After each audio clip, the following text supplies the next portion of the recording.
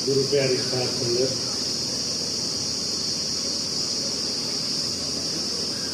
बहुत ही सुंदर समय है सत्संग का। ऐसा पावन अवसर आपको और हमें मिला है।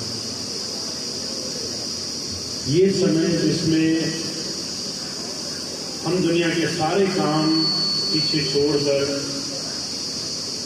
प्रभु चर्चा, संतों महापुरुषों के आत्मज्ञान को फिर से तरोताजा करने के लिए यहाँ बैठे हैं। बहुत भाग्य से और बहुत ही प्रयास करने के बाद ऐसा मौका मिलता है। संतों का, महापुरुषों का जो भेद है उसे हम अपने जीवन में जान सकें, अपने जीवन में उतार सकें। इस बहुत बड़े संसार सागर में गुरु की बात से अपने जीवन में वो तरीका समझ लें जिससे जीवन में लाभ मिलेगा। अभी आज सुबह मुझे किसी ने बताया, यहाँ पिछले बार इस धरती पर 1 साल पहले सत्संग हुआ था। इस आश्रम में, इस डेरे में 1 वर्ष गुजर गया जब पिछली बार यहाँ पर हमने बैठकर गुरु चर्चा की थी। ये पल, ये क्षण कितनी तेजी से हमारे हाथ से निकल जाते हैं, हमें इसमें आसार भी नहीं होता। समय बड़ी तेजी से भाग रहा है। ऐसे में अगर हम ये बात समझ गए कि किसी संत सद्गुरु की बात, उसके जीवन का भेद, आत्मज्ञान का रास्ता उसे उनकी बातों का अनुसरण करने से मिलेगा, तो हम अपने समय का, अपने जीवन का लाभ उठा पाते हैं। महाराज जी कहा करते थे, दुख का विषय यह है हम संतों को मानते हैं, संतों की बात नहीं मानते। हम भगवान को पूछते हैं, भगवान के जीवन के आचरण को नहीं पूछते। हम बड़े बड़े आदर्शों को तो मान लेते हैं, उनकी तस्वीरें रख लेते हैं, उनके ऊपर माला चढ़ा देते हैं, पर हमें ये बात मानने में बहुत मुश्किल आती है, आखिर इन तमाम लोगों ने अपने जीवन में क्या किया है। भगवान राम के जीवन को देखें, भगवान कृष्ण के जीवन को देखें। इन तमाम महापुरुषों ने अपने समय काल में अपने जीवन से बहुत कुछ देने का प्रयास किया है। पर जो कहा करते थे, इन तमाम बातों का भेद छुपा है अभ्यास में। आखिर संतों ने ऐसा क्या किया जो हम करें और हमें लाभ मिलेगा। तो जो कहा करते थे, शास्त्रों में इस बात को बहुत साफ लफ्जों में, बहुत गूढ़ता से समझाने का प्रयास किया गया है। गुरु कौन है?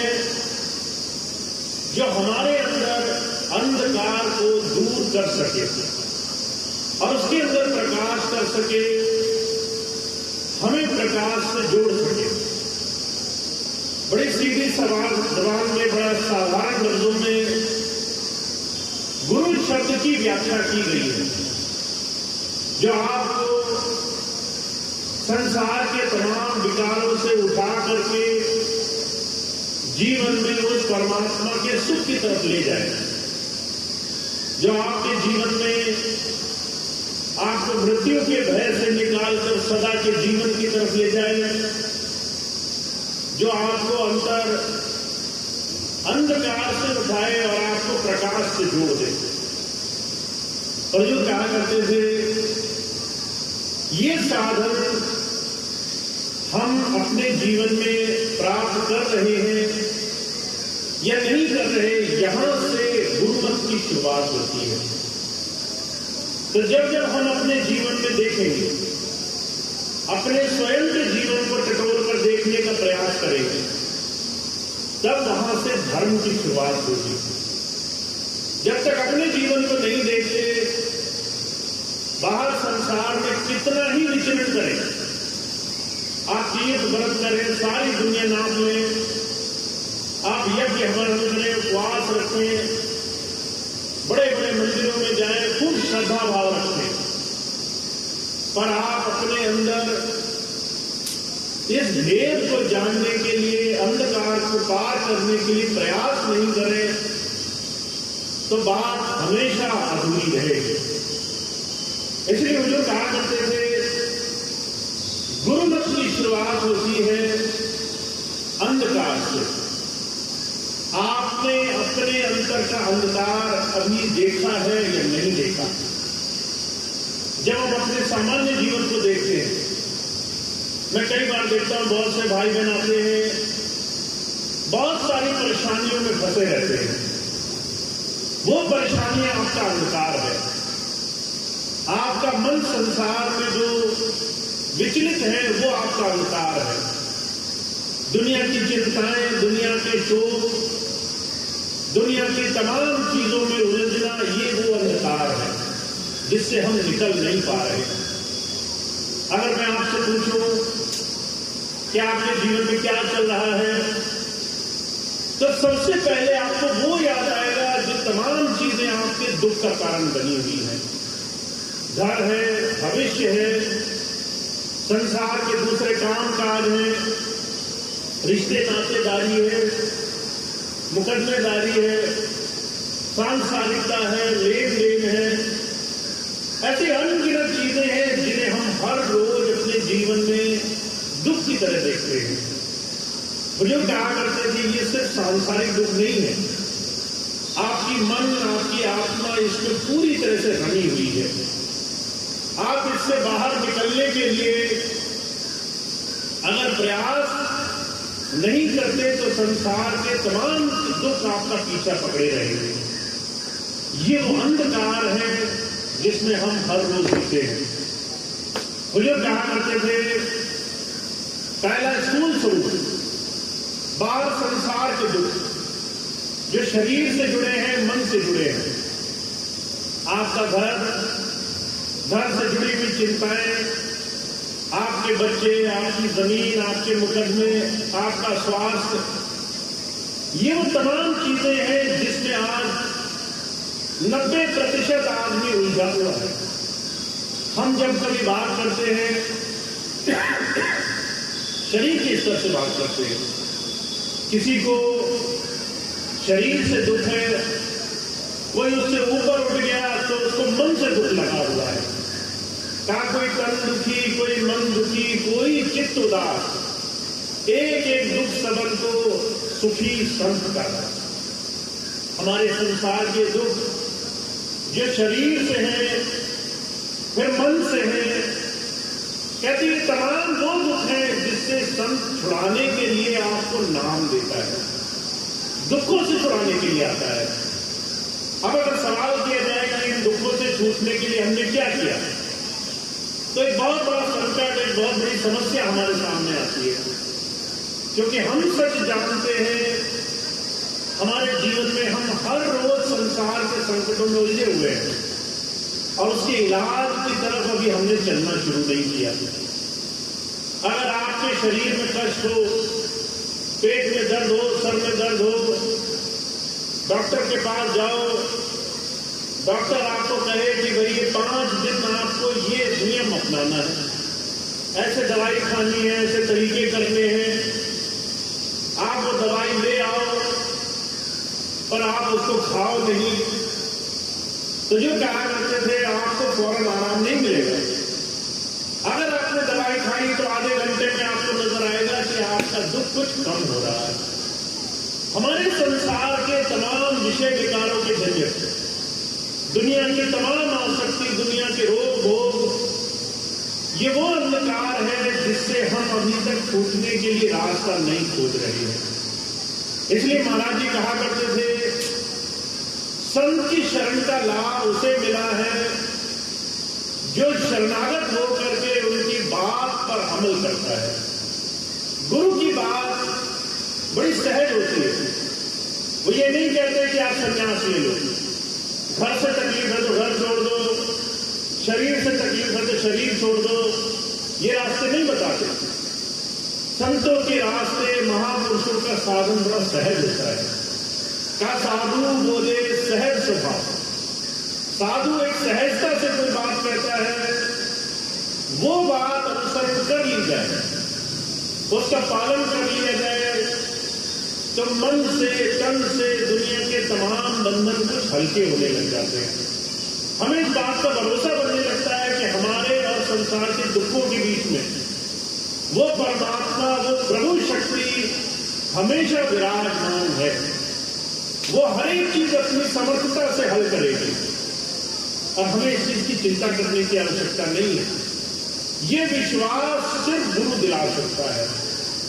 जब तक गुरु की हम शरणागत नहीं जाते, गुरु की बात का भरोसा नहीं करते, तब तक उस प्रभु पे भी भरोसा नहीं बनता है। इसलिए स्वामी जी ने जब वेदों का भाष्य किया तो स्वामी जी ने कहा कि परमात्मा के 3 गुण हैं। पहला, वो सब जगह मौजूद है, वो सर्वत्र है। अगर आप मुझे देख रहे हो, मैं आपको देख रहा हूं, तो हमारे बीच में कोई भी एक छोटे से छोटा अणु ऐसा नहीं है जिसके अंदर वो प्रभु सत्ता न विराजमान हो। फिर कहते हैं सर्वज्ञ, सब कुछ जानता है। आपको जो लगता है मैं जानता हूं, वो उससे भी ज्यादा जानता है। अगर आपके दिल में कोई चीज है, अभी आप मन में कुछ सोच रहे हो, आपको लगेगा कि ये बात तो सिर्फ मुझे मालूम है, पर वो यूं भी जानता है। आपके मन में हो रहे विचार, आपके मन में हो रही तमाम बातें उससे छुपी नहीं है। ये कहते हैं सर्वव्यापी है। दुनिया की हर एक चीज उसी की मौजूदगी से चल रही है। अगर आज हमारे अंदर से वो शक्ति खिंच जाए तो हमारा शरीर वो मुर्दा है, बेजान है। 2 घंटे बाद उसमें से बदबू आने लगेगी, 4 घंटे बाद लोग कहेंगे शमशान तक पहुंचा दो। अगले दिन लोग अच्छे भोजन पका रहे होंगे और अगले दिन कोई याद भी नहीं करेगा कि कोई हमारे साथ ऐसा रहा करता था। बुजुर्ग कहा करते थे, इस शरीर की सुंदरता सिर्फ उस परमात्मा की मौजूदगी से है। ये भरोसा अभी आपको और हमें हुआ नहीं है।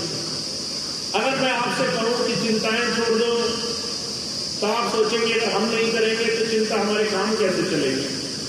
अगर हम अपने काम में फिक्र नहीं करेंगे, लगेंगे नहीं, उसमें पूरी तरह से दुखी नहीं होंगे, तो हमारे काम नहीं चलेंगे। लोग दुर्घटनादारी, बीमारी, हारी, शरीर, दूसरी तमाम चीजों के संकट में ऐसे ही उलझे हुए हैं। अगर किसी माता बहन से कहो कि भाई चिंता मत करो, तो उसे लगता है दुनिया का सबसे गलत काम बोल दिया।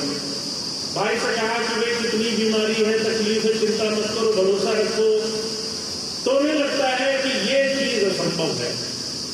मैं बड़ी माता से मिला जो बड़ी वृद्ध थी, 80 साल से ज्यादा की उम्र थी उनकी। बाल बच्चे बड़े हो गए, शादी उनकी भी हो गई, नाती पोते भी बड़े हो गए। अब वो माता आई सत्संग में, सत्संग सुना, फिर जब मिलने आई तो कहने लगी मुझे बड़ी चिंता होती है। अब वृद्ध माता थी, चलना मुश्किल हो रहा था। वहां तक बड़ी मुश्किल से चलकर आई मिलने के लिए। मैंने कहा माता दुखी क्यों हो? कह रहे नाती बड़े हो गए हैं, पढ़ते नहीं हैं।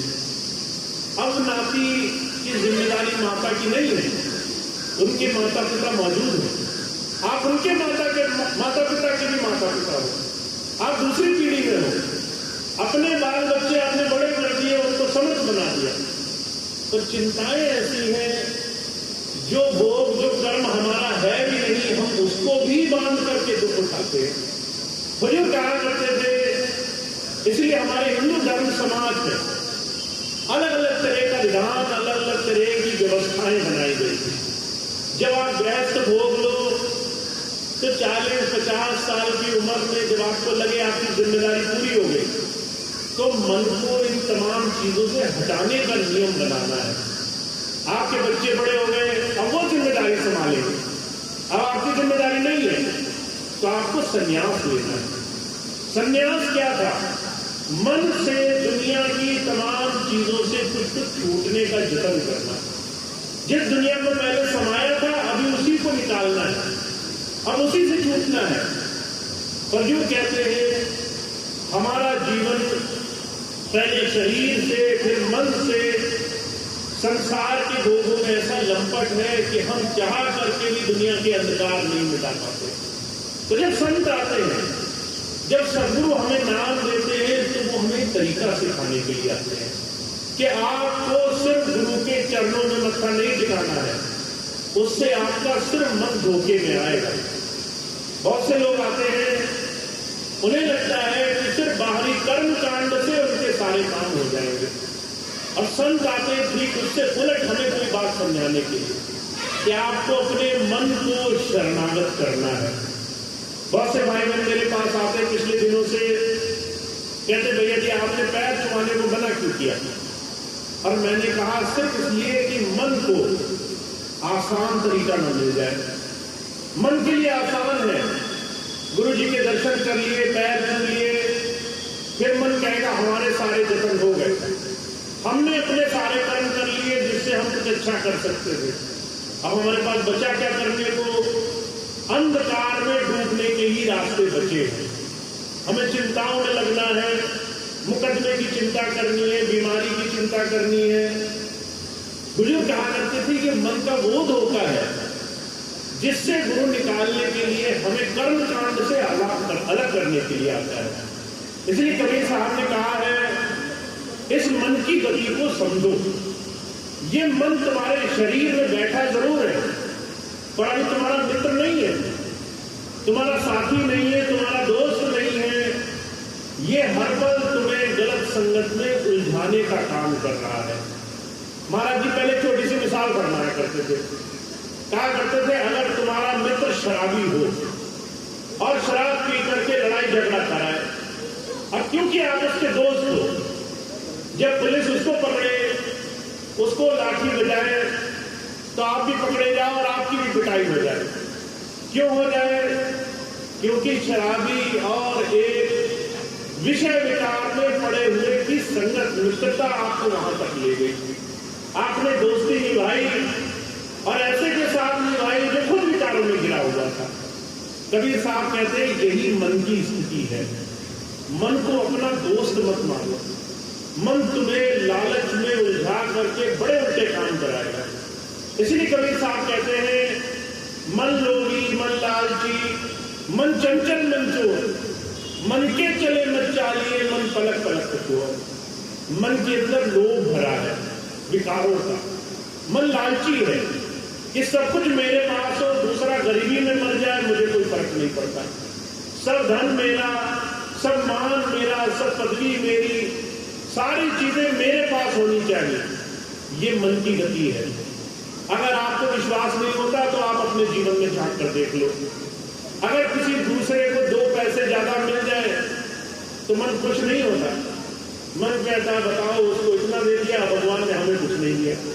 पहले कुड़ना शुरू होता है, दुख बनाना शुरू करता है कि हे भगवान इसका जैसे भी बुरा हो सके हो जाए, वो सब मुझे मिल जाए तो ज्यादा अच्छा है। तो जो कहते हैं इस मन का काम है तुम्हें विकारों में लेके जाना। इस ऐसे मन के साथ हम और आप 24 घंटे विकार भोग रहे हैं। इस मन पर कोई अंकुश नहीं है। इस मन को हमने जो कहा करते थे इस बेलगाम घोड़े की तरह दौड़ा रखा है संसार में, और कहते हैं इस मन के चंगुल में तुम जब पड़े रहोगे तो ये तुमसे लालच भी कराएगा, ये चंचलता भी कराएगा, चोरी भी कराएगा, दुनिया के विकार में भी ले जाएगा। तुम्हारे मन की तरह संसार की इतनी गंदगी तुम्हारे अंदर लेकर आएगा जिससे साफ करने का रास्ता नहीं मिलेगा। तो जो कहते हैं गुरु जब आते हैं तो आपका किसी संत के साथ जुड़ने का सिर्फ एक ही कारण है, और वो है इस मन से धीरे धीरे आजादी पाना, इस मन को शरणागत करना, इस मन को हर रोज गुरु के चरणों में झुकाना। अगर आप ये नहीं करते हैं, अगर हर रोज मन को गुरु की बात पर नहीं डालते हैं, उसकी बात पर नहीं चलाते हैं तो ये हमें बाहर फंसा ले जाएगा, ये हमसे हजार ऐसे कर्म कराएगा जिससे हमें दुख होगा। तो इसलिए जब संत आते हैं वो कहते हैं संतों की बात का अनुसरण हमें बचा सकता है। महाराज जी कहा करते थे, महाराज जी के जीवन की घटना आती है, एक बार कोई गया महाराज जी के पास और उनके पैरों को हाथ लगाने लगा, जैसे हम लोग पैर छूते हैं तो ऐसे उनके पैर छूने लगा। तो महाराज जी ने बहुत डांटा उसे और डांट कर कहने लगे, पहले मुझे ये बताओ मेरे पैरों में क्या रखा है, क्या मिलेगा तुम्हें नीचे। तो जब ये बात कही तो आदमी घबरा गया।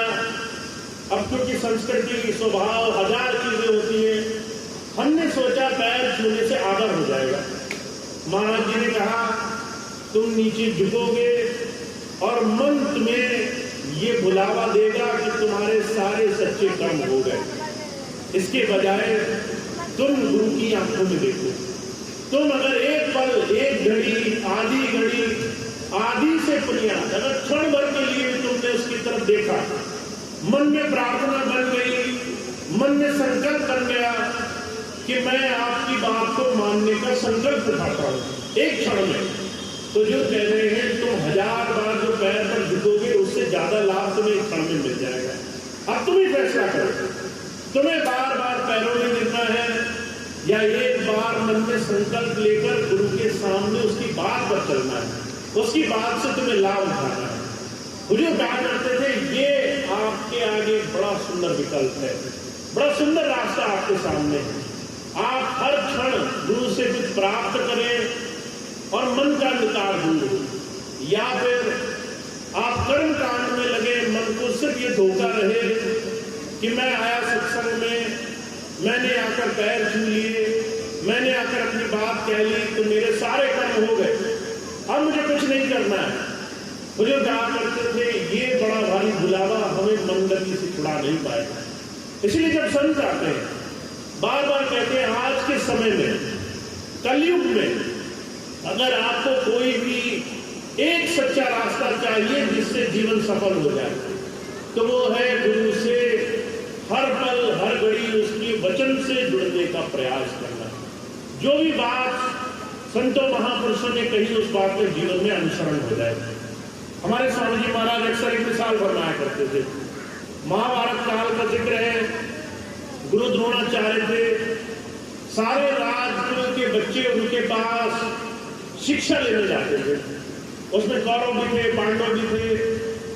गुरुजी रोज एक बात बताते कि भाई इस बात को याद करना है। एक दिन बोले कि आप सबके लिए आज का पाठ ये है कि सदा सच बोलना चाहिए। अब सबने बात सुन ली, गुरुजी ने बोला कि मैंने आपको क्या बताया, तो सबने बोल दिया कि सदा सच बोलना चाहिए। जब युधिष्ठिर से पूछा तो वो कहने लगा महाराज आपने जो बोला मुझे अभी पूरी तरह समझ में नहीं आया, अभी मुझे वो बात याद नहीं हुई। तो गुरुजी ने एक दिन का मौका दे दिया। युधिष्ठिर बहुत सोच विचार करते रहे, मंथन में लगे रहे, सच बोलना होता क्या है, सच बोलना कैसे कहते हैं। एक तो ये तरीका हो गया कि हमने आपके मुंह पे सच बोल दिया, एक तरीका ये है कि आप मन से भी सच्चे हैं, सही चीज करने के लिए आप जीवन में आगे बढ़ रहे हैं, आप अपने जीवन में सही रास्ते को अपनाने के लिए कुछ भी करेंगे। बड़ा मंथन करने के बाद कई दिन युधिष्ठिर लगातार लगे रहे। गुरुजी रोज पूछते थे पाठ याद हुआ, युधिष्ठिर कहते थे गुरुजी अभी लगा हूं, अभी याद नहीं हो पाया। बहुत दिन बाद गुरुजी ने पूछा, छोटी सी बात बोली थी तुम्हें तो याद ही नहीं हुई। तो युधिष्ठिर कहने लगा महाराज किसी भी शब्द को याद करना बड़ा आसान होता है, आपने बोला सच बोलो, अब अगर बोलना ही है, आपको सिर्फ सुनाना ही है तो मुझे क्षण भर में याद हो गया था। पर जब मैंने उस बात पर मंथन किया क्या मैं सच बोलता हूँ, तो मैंने पाया मेरे अंदर तो झूठी झूठ भरा हुआ है। कुछ जबान से निकलता है, कुछ मन से निकलता है, कुछ मनी मन हजारों बार उस चीज को दोहराता रहता है। और जो कहा करते थे इतिहास गवाह है, युधिष्ठिर वो जो है सत्यवादी कहलाए क्योंकि उन्होंने गुरु की एक बात पकड़कर उसका अमल कर लिया। संतों की एक बात आप पकड़ लीजिए और उसका अनुसरण कीजिए। अगर स्वामी जी ने कहा कि भाई मेरी याद बनाकर रखो, तो याद बनाने से ही कल्याण हो जाएगा। अगर स्वामी जी ने कहा सेवा करनी है, तो अगर आप सच्चे मन से सेवा में समय दोगे तो उसी से ही भला हो जाएगा। अगर स्वामी जी ने कहा कि भाई अपनी संगत का सुधार करना है, नशे से, विकारों से, बुराइयों से, मांस खाने वालों से, ऐसे तमाम बुरी संगत से बचकर रहना है, तो आपका उसी से सुधार हो जाएगा। और जो कहा करते थे, परेशानी इस बात की है कि हम कई बार इनमें से कोई भी वचन का पालन नहीं कर पाते। जब आता है कि भाई नशा मत किया करो, तो लोग छुप छुप कर नशा करते हैं। जब समझ में आता है कि भाई मन में याद बनाकर रखा करो, तो वहां भी संसार की ही याद बनी रहती है 24 घंटे। जब आता है कि सेवा करा करो, तो सेवा में समय लोग नहीं निकाल पाते। तो जो कहा करते थे न सेवा के लिए समय है, न सिमरन के लिए समय है, न गुरु के नाम कमाने के लिए समय है, तो फिर बताओ काम कैसे बनेगा। इसलिए जब संत मत के रास्ते पर हम और आप लग जाए, हमें गुरु की बात का आचरण करना चाहिए। वही हमारे जीवन का एकमात्र लक्ष्य है, और उसी से हमारे जीवन में जीते जी हर दिन सुधार हमें दिखाई देगा। तो मैं आपको एक छोटी सी बात बताता हूँ। आचरण करना सबसे जरूरी चीज है, पर हम कहाँ से शुरू करें? आप और हम जो गृहस्थ में हैं, हम इस बात को अपने जीवन में कैसे लेकर आए? मुझे कहा करते थे वहां से शुरू करो जहां सबसे ज्यादा परेशानी होती है। हम गृहस्थ में हैं और सबसे बड़ी परेशानी है कि हमारे पास समय नहीं है। जब भी किसी से कहो भजन किया, समय नहीं मिला। जब भी कहो किसी से कि सेवा में आ जाओ, तो कहेंगे समय नहीं है, बड़े व्यस्त चल रहे हैं। तो जो कहा करते थे इस समय को पहले सुधारो, इस समय का सुधार शुरू करो। और उस समय को आप कैसे बना सकते हो? चलते फिरते उठते सोते जागते सिमरन करना शुरू करो, याद बनाना शुरू करो। माताएं बहनें हैं, अगर वो अपने मालिक की याद करते करते भोजन बनाएंगी, तो पूरा परिवार जो है वो सही रास्ते पर लग जाएगा। और अगर दुनिया की चिंताएं करते करते गुजारेंगे, अगर ये सोच सोच कर बनाएंगे कि पड़ोसी ऐसा है, फलाने ने ये कह दिया, तो घर में संग्राम होना ही है, फिर कोई नहीं बचा सकता उसे।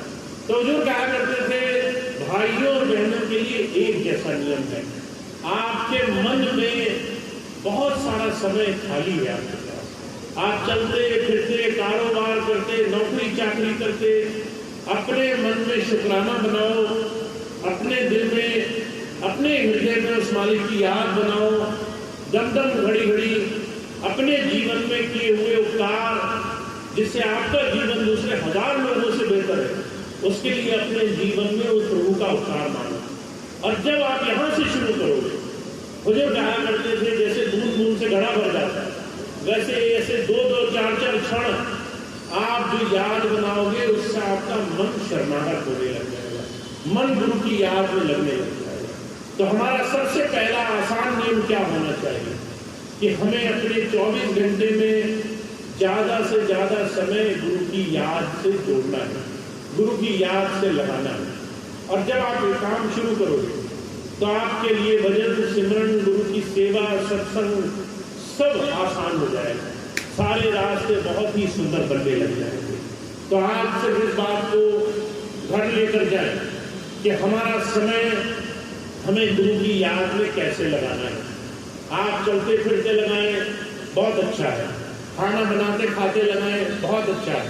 कारोबार कर रहे हो, मजदूरी कर रहे हो, मेहनत कर रहे हो, याद बनाकर रखें, बहुत अच्छा है।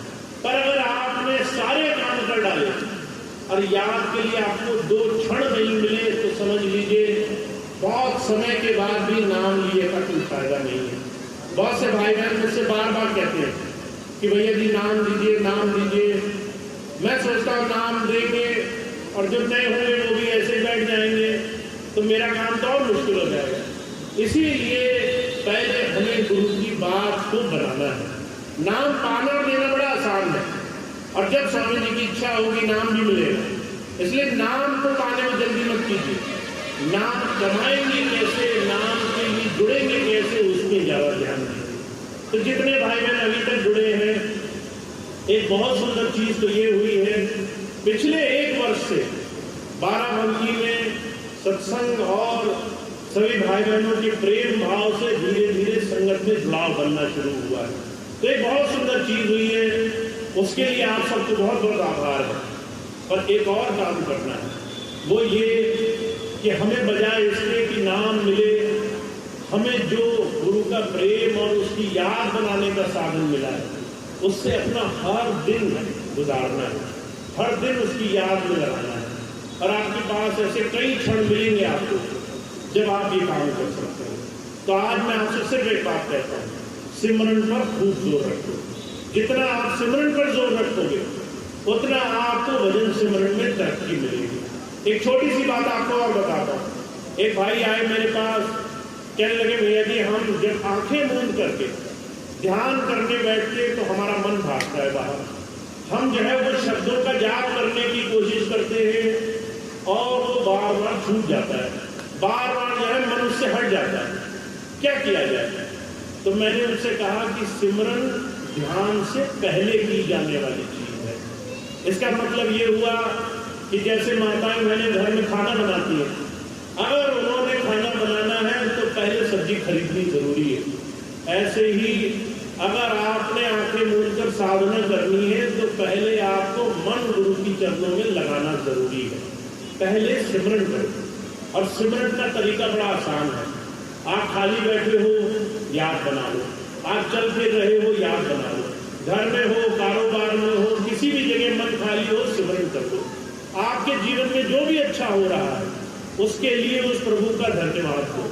आपके जीवन में जो भी दूसरे से बेहतर है उसको उस प्रभु के चरणों में समर्पित कर दो।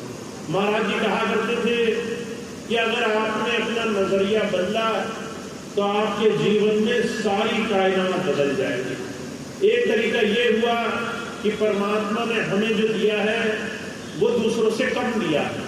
तो आप दुखी रहे, परेशान रहे, हमेशा देखें कि कौन हमसे ज्यादा अमीर है, कौन हमसे अच्छी नौकरी में है, कौन हमसे ज्यादा कमा रहा है। अगर आपका नजरिया ये है तो आप कभी शुक्रगुजार नहीं हो पाएंगे। आप हमेशा शिकायत करते रहेंगे, आप हमेशा कहेंगे कि मैं बड़ा दुखी हूँ, मुझे बहुत तकलीफ है। और वहीं अगर आपने किसी ऐसे को देख लिया जिसका शरीर, जिसका मन, जिसकी भौतिकता हमसे कमजोर है, तो आपके मन से शुक्रिया, धन्यवाद निकलेगा। मैं ऐसे बहुत से लोगों से मिला हूँ, जब वो किसी ऐसे भाई बहन को देखते हैं जो शरीर से अपंग है, बोल नहीं पाते, चल नहीं पाते, तो वो जो है धन्यवाद और शुक्रिया करने के अलावा कुछ और नहीं सोच सकते। वो सोचते हे प्रभु मुझे अच्छा शरीर दिया, यही बहुत बड़ी दया है। मुझे जो है चलने फिरने की शक्ति दी, यही बहुत बड़ी दया है। 80 वर्ष की उम्र में मैं चल फिर रहा हूँ और दूसरे लोग 50-50 वर्ष की उम्र में अस्पताल में भर्ती है, बहुत बड़ी दया है। तो जो कहा करते थे नजरिया बदलना पड़ेगा।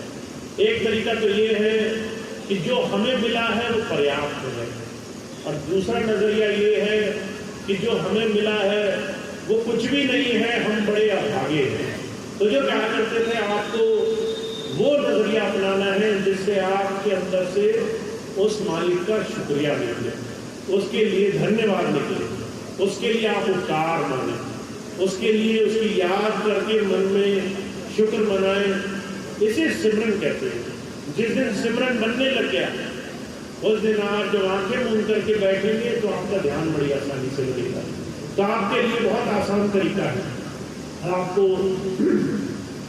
याद बना के रखनी है।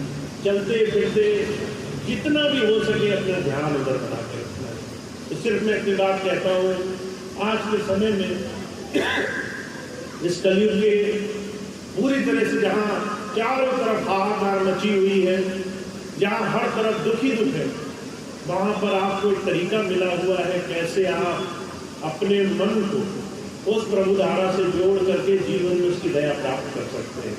तब इसमें देरी नहीं करनी है, इस चीज़ को कल पर नहीं डालना है, इसको हर रोज करना है जिससे ज़्यादा से ज़्यादा लाभ हम बना सकें।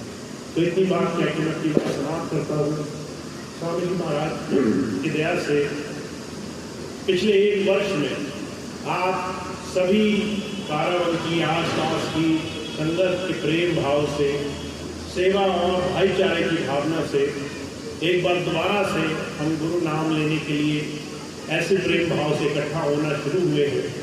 तो जिन भी भाई बहनों ने इसके लिए बहुत प्रयास किया है पिछले वर्षों में, उनको बहुत बहुत स्वामी जी का आशीर्वाद मिले।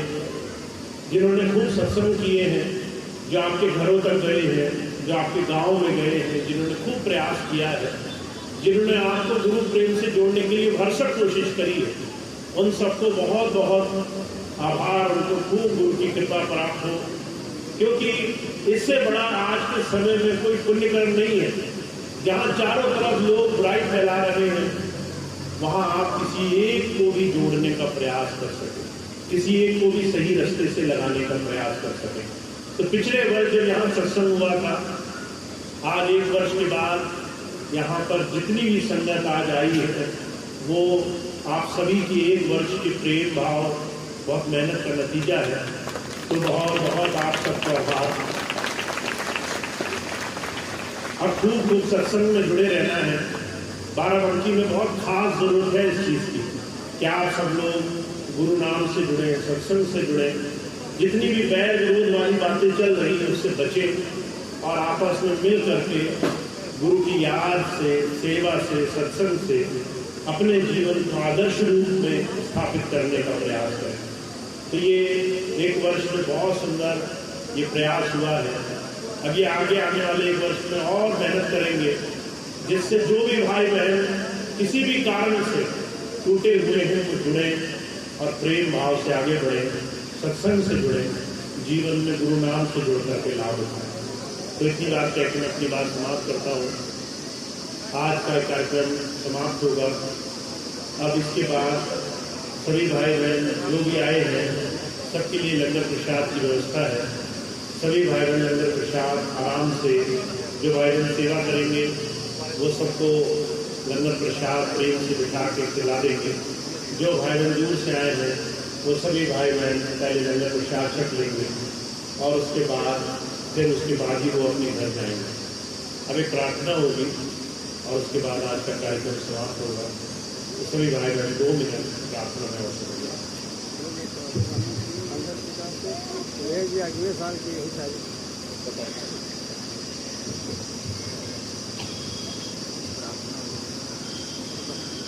प्रार्थना बोल